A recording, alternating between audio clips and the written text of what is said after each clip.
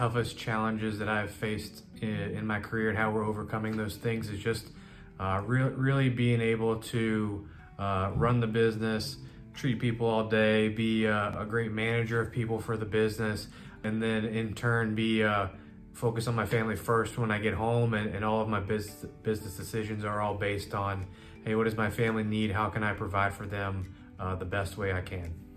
It's really shaped the way I've practiced because it gives me some priority and a very clear vision for the decisions that I make and how I make those things. Whenever we have things come up in the business, it's always something that my wife and I talk about, and we really try to find a common ground that, hey, we're trying to put our people first and really make those decisions to help out the common good for our business and the people who help us change lives and help the people that we do on a daily basis.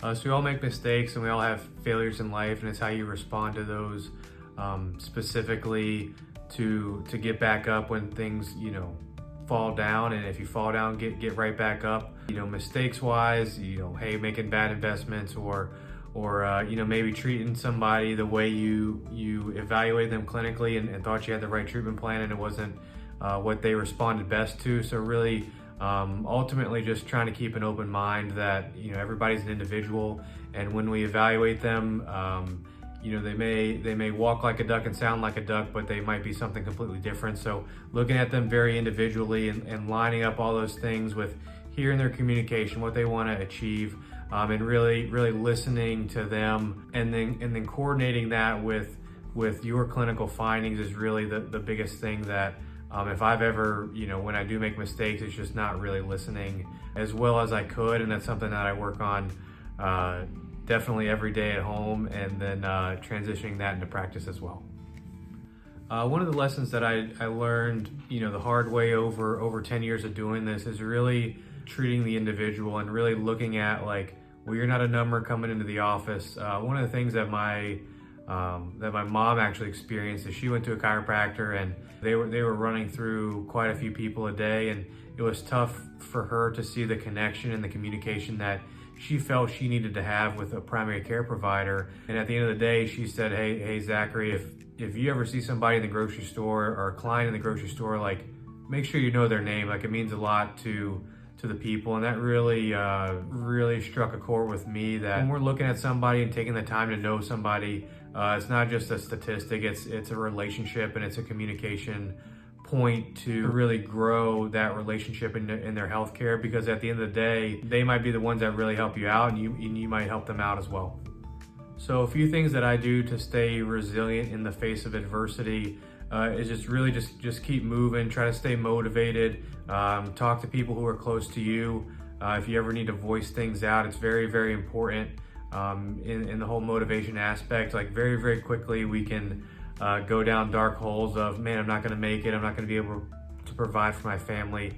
And those things are super important for being consistent. Wife and I talk about this a lot. It's just, hey, we're trying to drive consistency as a family, and really trying to be the best version of ourselves for our family, for our relationship, and really trying to push the envelope that, hey, there's going to be down days, but we gotta keep going and just keep on trucking. So some difficult experiences, when we're trying to work with a team, is they're gonna happen.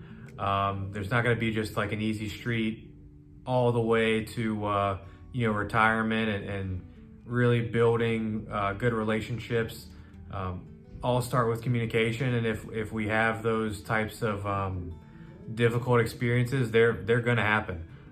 So don't go through your clinic or your day that, oh, it's just gonna be sunshine and roses all the time. Difficult things are gonna happen, and the goal is really that we talk about clinically is, how do you respond from them? How can you manifest a better environment, and how can we continue to grow in your health and the development of your health, so that you can really live a long, vibrant life. That's really what we strive for. So those things always, they happen. They don't always happen, but they happen all the time with business, and it's just a matter of how you deal with them. And having a great team around you is really the foundation for growth. They help you grow as a human being. They help you grow as a business owner. They help you grow as a person. Being able to go through those difficult experiences and relying on your team is really just a super important value that we try to focus on here.